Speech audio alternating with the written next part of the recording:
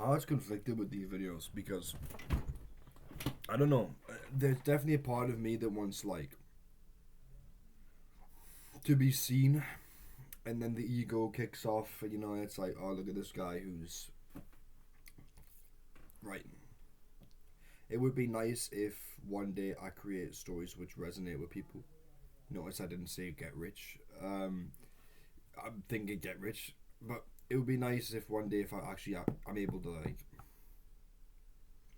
not publish, but just work with the publishers, work with people, like people like New Right North, things like that, with the works that I plan and that I hold in my heart, um, and then look back on this and think, all right, these are the first steps, right? Um, but there's something about like being seen. Wait, is that either a fly or a spider? Oh, it's a spider. No way.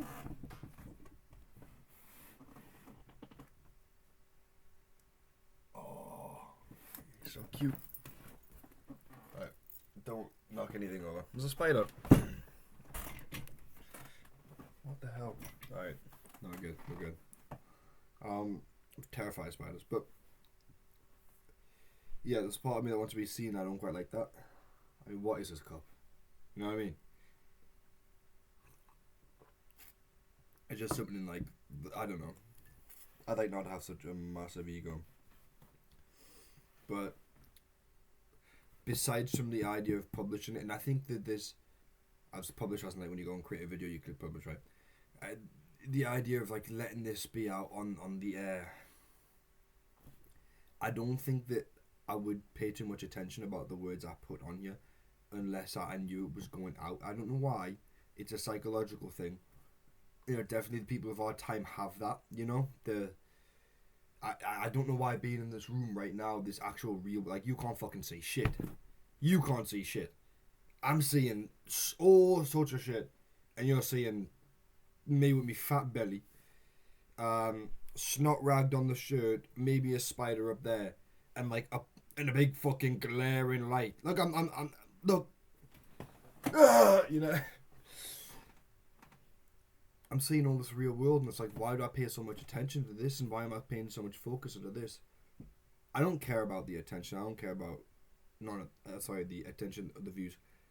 There's a psychological aspect in which me knowing that this is gonna go to public does something, and I'm not smart enough, and I'm not like clear enough in my head to know what and why that is. I just know that it going out there, maybe for ego's sake, I don't know. But I pay more attention to the words, and I feel like it has more of an importance. I do feel like, yes, like for me, I really want to be able to work with kids, especially kids in this area. I remember talking about old high school, and about your high school, and I was like, oh well, if you've got a position going, just to be able to like give these kids motivation and not only inspiration, but to just let them know that they are something. Like I remember sitting there, little side tangent. I remember sitting there and trying to think about what I would say to these kids. Deep down, you can't really change anyone's heart. You can try and give good advice, but like the words that come out your lips and the sentences that are formulated aren't gonna come anywhere near the same meaning, conclusion, interpretation by these kids. And I'm sitting there trying to think, what can I say that actually will, like, my words will link up with their mind, because that's really hard for kids. For your words, for my intentions to link up, especially the way that I explain shit. And I just want to let them know that, like, you may not feel special right now, but you may not feel like you're something right now, but, like, that's okay, because by time's virtue of being time, as you continue to be alive and move forward in the world, life has this funny way of just like figuring you out and helping you figure yourself out, and and things and situations occur that'll help you figure it out. You know, might be good things, right? Might be good things like love, relationships, money, security, family, or it might just be bad things like hardships, death, tiredness, injury. But you're gonna end up growing and not be the same person as you are today. You know, I think people have this terrifying aspect of being themselves. They have to hold on to themselves so tightly. I do too. If you tell me to not be a writer, fucking hell, right? But in time, in a weird, really weird way, I'm gonna wish that I no longer write. I'm gonna hope. I'm gonna hope to God that there's a timeline or there's a part of this timeline where I no longer want to write because I've written all I've wanted to write. By God, I wish that's the case. You know. So I see the almost the futility in trying to hold on to the identity of that, right? But I'll never let go of it. Right? I'm in the hungry stage as well. You got to understand that as kids we're in this hungry stage, and this really big and impactful stage of life where things just have so much meaning, you know. And I'd love to help these kids navigate that, especially the kids that I know. I know what they know. I know what they go through. You know, culturally, economically, psychologically, spiritually. One sec, let the boss.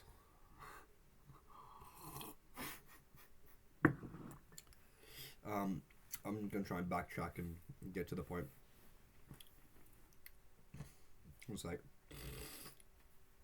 Yeah. So I'd love to work with these kids, and I think I'm trying to connect that with the ego thing and why I'm publishing this stuff is because it does feel like I'm teaching kids. No offense. One sec. Bloody thing dropped. It does feel like I actually am communicating with children. The internet to me is an output, kids, right? Like, you watching video, whoever the fuck it is, even if it's Lee. Don't know why you're watching these videos, lad. You just go and hug your girlfriend. But even if it is, I still view the viewer as a child. You know, that's just how it is to me. The entire internet is full of kids. Even adults on the internet, once they're on the internet, they're kids. By virtue of being on the internet itself, even in some way by me of virtue of trying to interact with this, I do feel a childishness about it. And the ego is that childishness, you know? Think about all the things that we do as kids that are so strong and protective and volatile and often violent. That's childish, you know? So I do feel like there's a bit of that.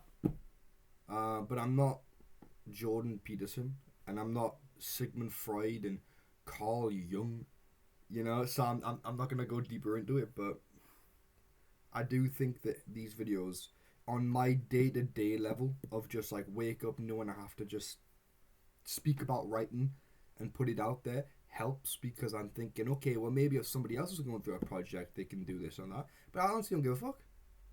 I don't give a fuck.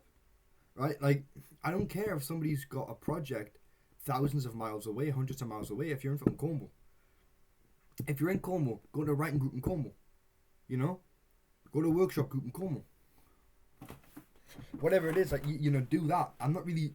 But it's like, maybe by virtue of the existence of this, there's a little bit of a da-da-da-da-da. Maybe. Yeah, I'd like that. I'd hope for that. But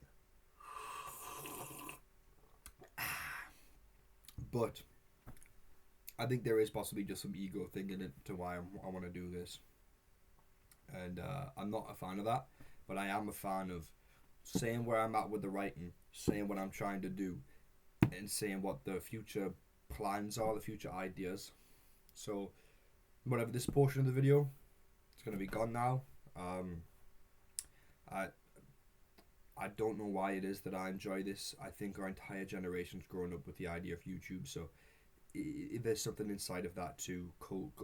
Culturally, in some word where somebody would use it and it would be big and it would be like spot on for this situation, like mass. I don't know. You know, if we've all grown up on YouTube, it seems like this would just sort of be a thing we're gonna gravitate towards. But I don't want anyone to really see it. So why am I doing it public? I don't know. I don't know. And I got a new that's the thing that fucked me up. I got a new subscriber, and I watched Obsession yesterday. 10 out of 10, by the way. Genuinely a 10 out of 10. But yeah, this whole like I have a subscriber thing made us think about Obsession. I was like, I don't want a subscriber. I don't want to comment. I don't want to like. Before I go on to the stuff, Obsession, by the way, 10 out of 10. Like its plot devices and its horror devices, things like the movement, the blackness on the face was incredible. You know, I didn't. You know, there was just something about it. You know, there was an otherness to it in which you could tell that was the maxim of the plot device. That was like the most it was trying to do, and it wasn't trying to like, you know, that was it. In that moment, it just served to shroud and create like mystery and you know, and doubt and a little bit of fear. The movement was definitely really weird, but spoilers, by the way. I just think that like the death of the friend,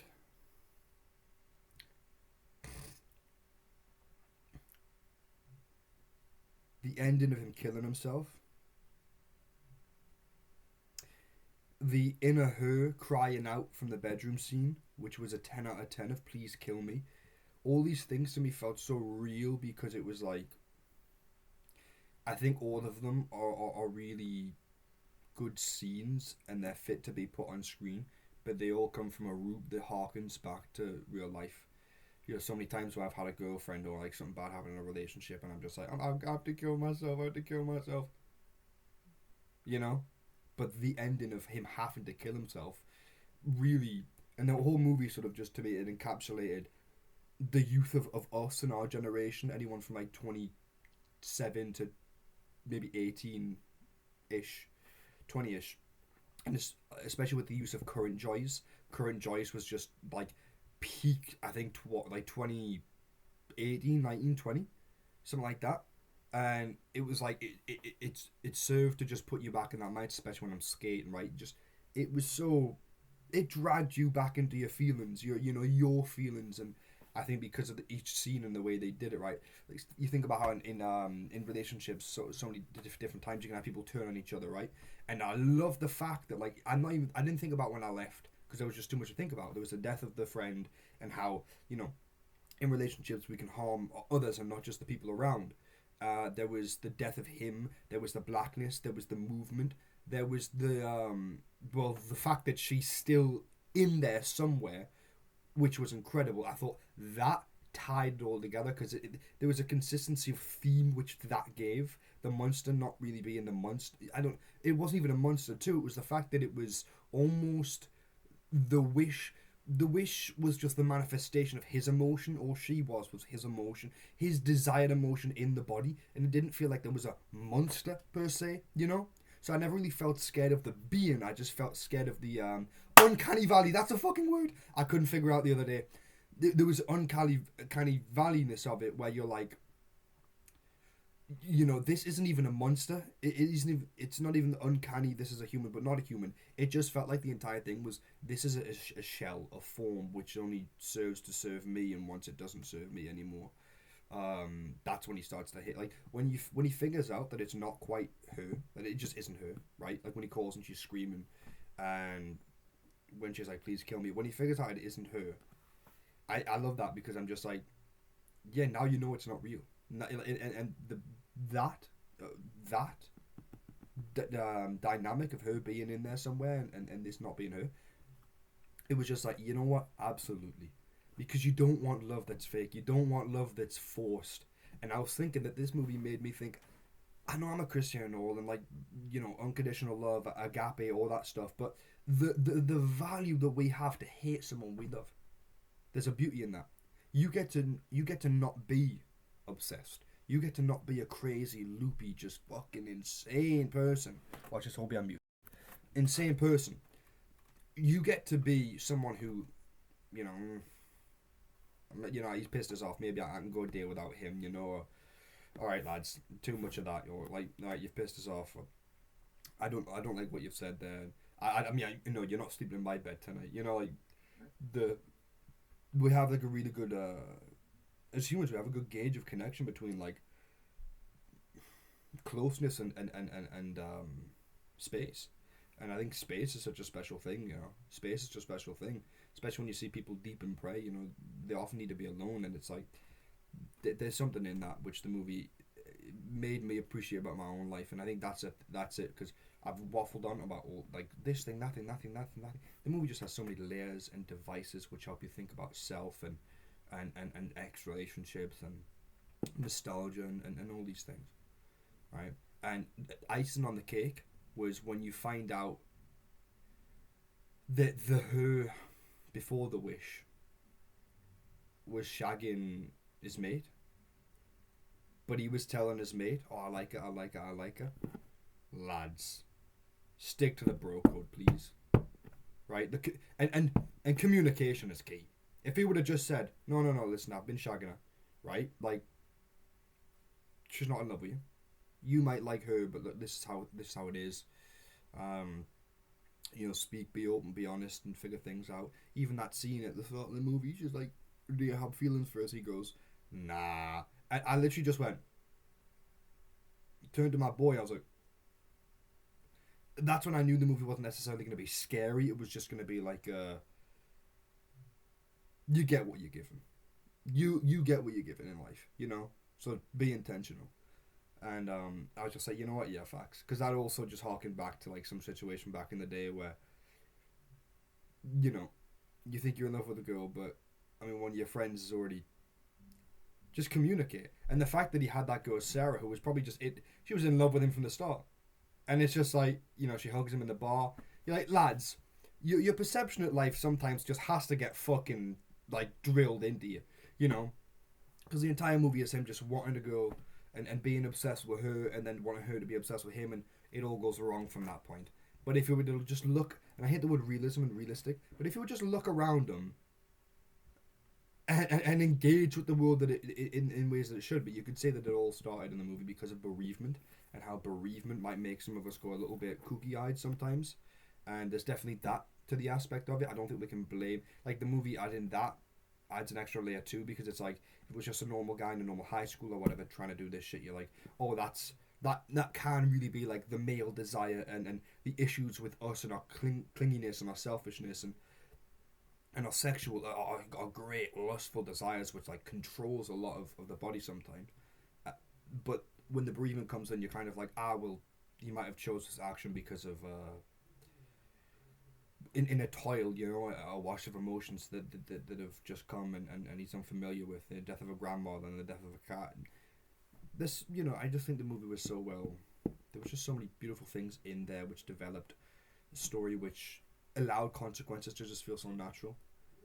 But when his boy reveals he's been shagging, and then you realize that this girl's loved him the entire time, it's like, can we get a grip? Can we get a grip? And I was sitting there in the cinema like, I used to want a girl to be that obsessed with me, dying for it. Like I was like, please. After watching the movie, I was like, you know what? Yeah, I don't want that much. I want my girl to be annoyed at me. There was a thing at the start of the movie when he just snaps it, where she goes to the car and she goes, like that. And I love that like whatever it is, like the princessy type of bite. But when I was watching it, I was like, ooh, alright, And I think the movie just did so much. It did so much, and it was made by somebody of our generation. And I think the themes that he touched on really hit home what I've viewed and what I've seen, and how to me, young love has happened through our generation, especially with the abundance of hopeless romantic movies and the romance and the rom-com plots, you know. You could say that culturally, like, this is like probably like a postmodern critique or whatever, but this movie could not have come out at a different time. This movie is a product of our this movie is a product of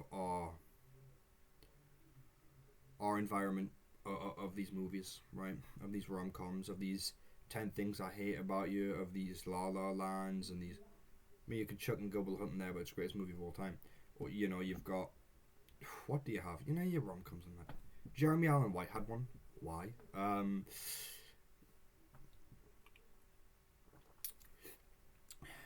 Watch the Backrooms tonight. I think watching and interact, right? I just finished Blood Meridian. I'll be honest with you, the entire time I wasn't like, somebody said the ending makes it. Honestly, the ending to me, I was like, I don't really know what went on there, and then I realized that's because I didn't understand. So I had to go back and I'm stupid. I'm stupid. So as a master's in creative writing, did lit. You know, it was a little bit hard for me to get through Blood Meridian. You know, having to go back and realizing, okay, let's engage. The judge, the way he speaks, obviously speaks in big words. He's meant to be one of them guys, you know. But that recognition of, spoilers again, the judge almost embodying, and it's weird because to me it didn't really feel like he embodied the devil. The entire story, I'm thinking he's Satan, but then there's this view of him where he, you know, there's not necessarily throughout the book. There's not necessarily even a demonization of war or anything. It's just the any way possible by virtue of goodness, you know, and I think it being set in the sort of the Mexican-Indian war periods, and the fact that the Civil War happens after that, which is a war that's meant to be virtuous for freedom of man, and you think, oh, so when the judge is saying he's dancing, he says he'll never die, that's not us saying that our violence and our hatred will always win, and we're sons of Cain, you know, it's not like an East of Eden type of thing. It's more of a, men will find reasons for war, even if they're based on righteous things, like the Crusades, you know, like the Civil War, like World War One and Two. You know, where we think good guys are good guys, but they come in there and they still propagate war. They, you know, you look at the way we're so ignorant right now of Iran and of Palestine, and we were ignorant of Iraq and Afghanistan, and we were ignorant of Vietnam, even though everybody was kicking up a fuss about Vietnam. You can see on the videos, you know, they were shagging in the streets and saying we don't want war, but there was still a level of ignorance, especially, you know, when you well and truly, the majority can speak all they want, but if you let the people in power truly dictate the war, truly dictate the fact that we're going to war, there's a level of ignorance and of acceptance that you've allowed for this thing to take place in, and it's like the judge's description of war. The judge's like, obviously, his name as the judge now just makes such beautiful sense, but he's, I wouldn't even say he's like a Satan's minion, but there's something in that, right? Like, he's almost a worshipper of war, right? He's like an intellectual, you know. It feels like there's a little bit of that to it, but also his need to understand the world, kind of cool there, right? Because you're like, why is he trying to understand all these things about the world? And you think, well, war has been fought over salt, right? War's been fought over salt before. So him learning about bugs and trees and the things about all these environments is a really good way to show, like, he'll find any reason.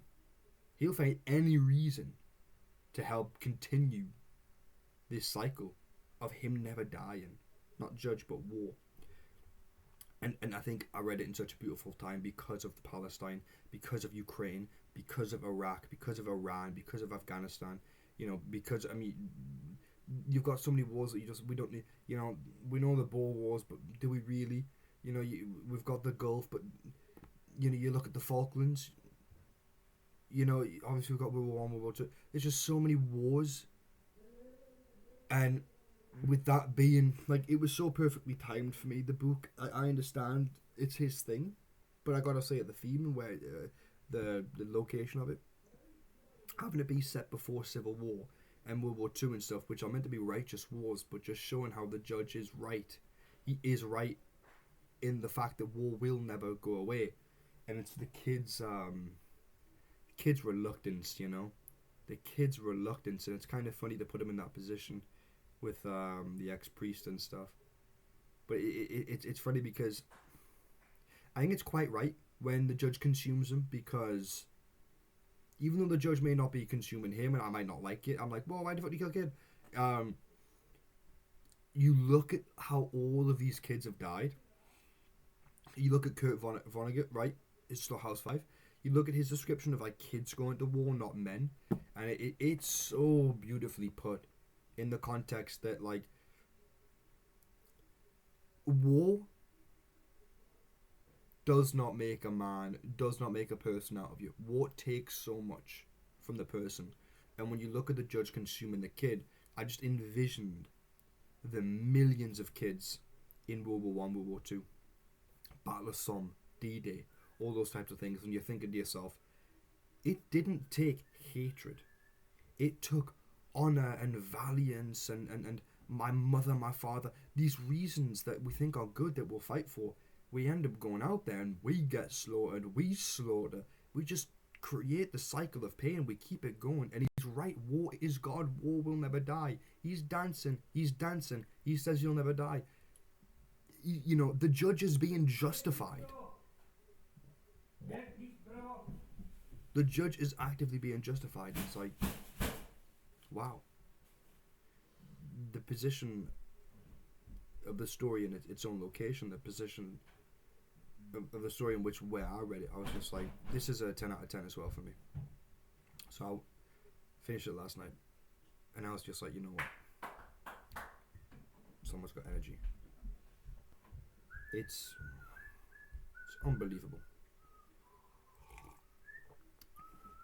But I'm glad to say that I'm done with it,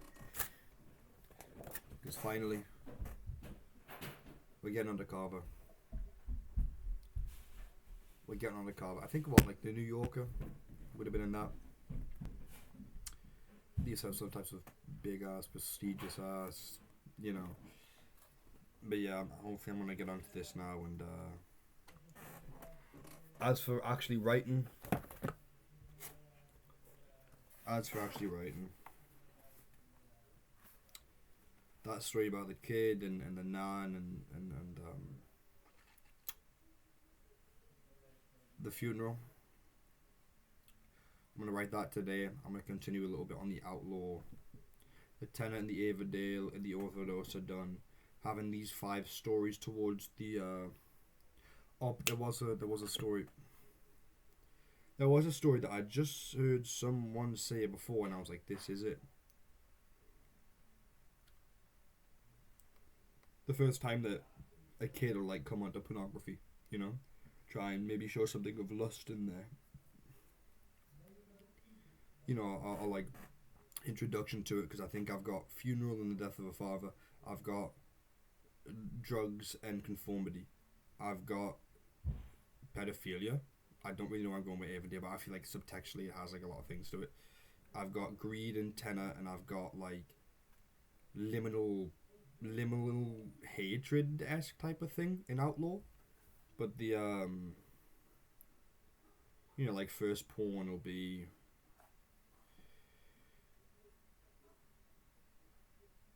not made for kids, when you're doing the video.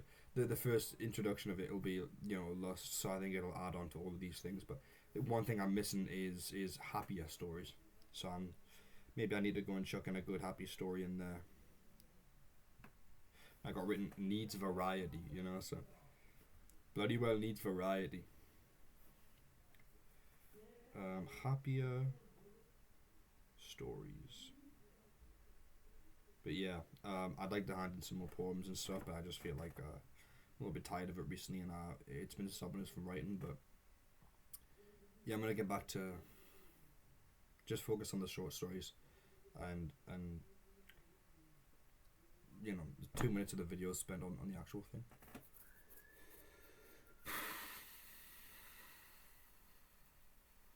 Yes, people. yeah, I think we're somewhat coming into pattern now, where it's a little bit more on the nose of theme and of tone and of connection between the stories, and I'm just gonna keep going. The Jenny one of the kid and the funeral. I've already written it before for a different story, and it's kind of like a big first chapter for an opening. It goes prologue, and then like the prologue ends with the dad dying in the Iraq War. Just my dad. This is literally just what happened to me. It's okay. And then boom, opens up with the granny helping the kid make sandwiches.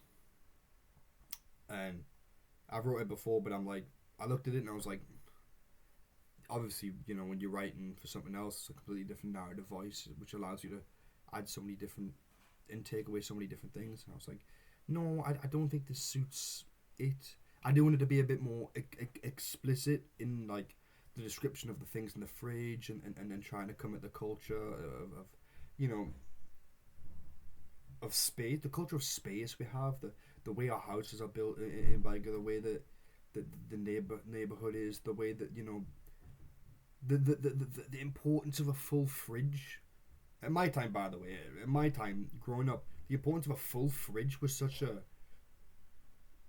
how do you say it, economics. It was an economic statement. It was a how like a Gucci bag. A full fridge was a Gucci bag, and a status thing. So yeah, there's something in there I want to describe in a different way that I described it in the thing for the other story. So I'll do that. I'll write a little bit of the outlaw, and hopefully when I finish them, I'll look for something like maybe a decent happier story, or something that's a bit more not exactly on the nose of this is shit, everything shit. The first porn, I don't know. Maybe I could not make it so explicit and be like, as soon as you watch porn, you're gonna die and ruin your life. I mean, you might. Some people can get really well and truly addicted, and we have to have way more safeguarding on this stuff.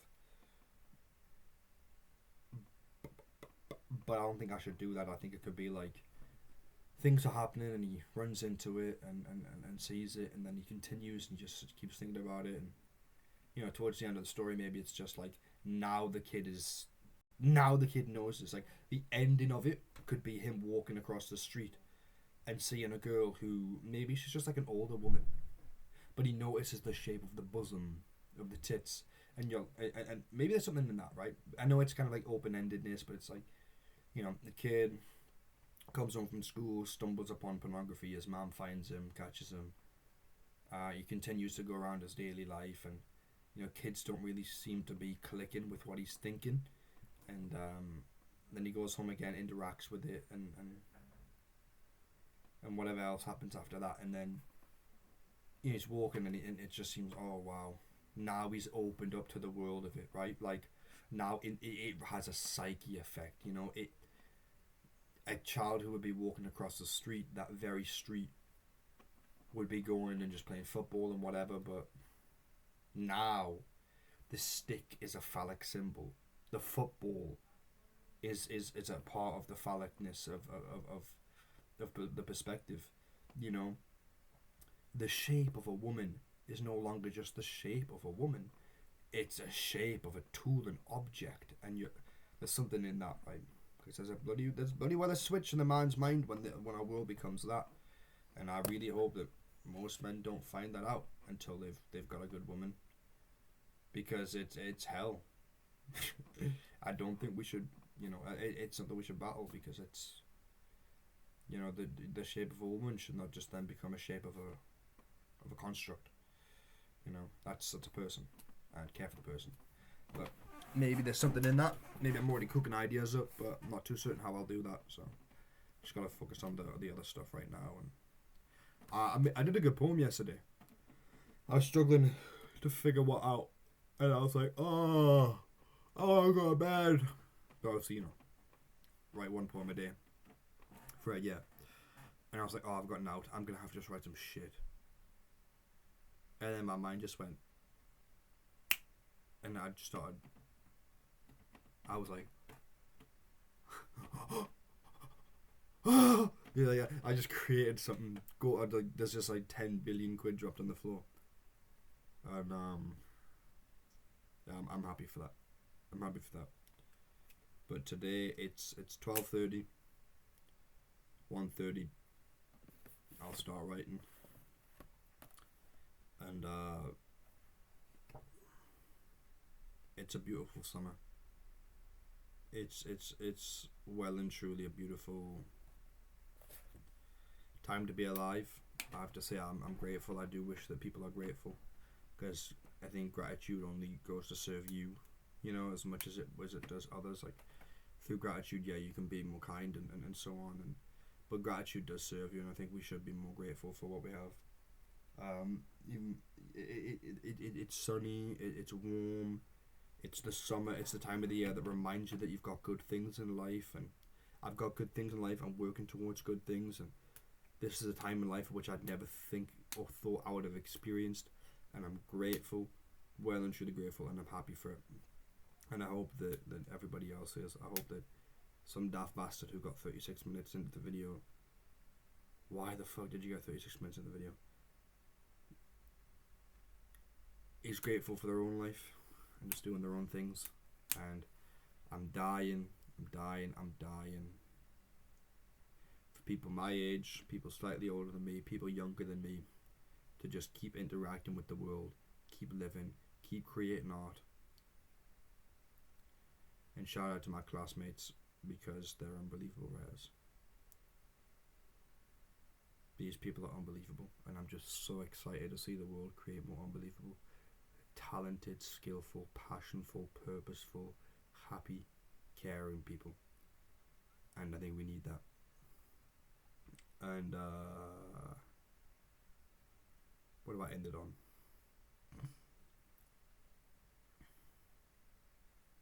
Yeah, please write, please write.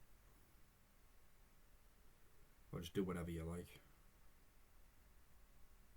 Seen a painting the other day of someone painting condensation on a window, and it's like, fuck off. We can't be that good. But they are. They're that good. That's why I'm like, fuck off, because what the fuck? How good is that? Condensation on a window. You're painting condensation on a window. What a fucking genius. I would never have thought that in a million years. Have a good day. And stop wasting your time on YouTube.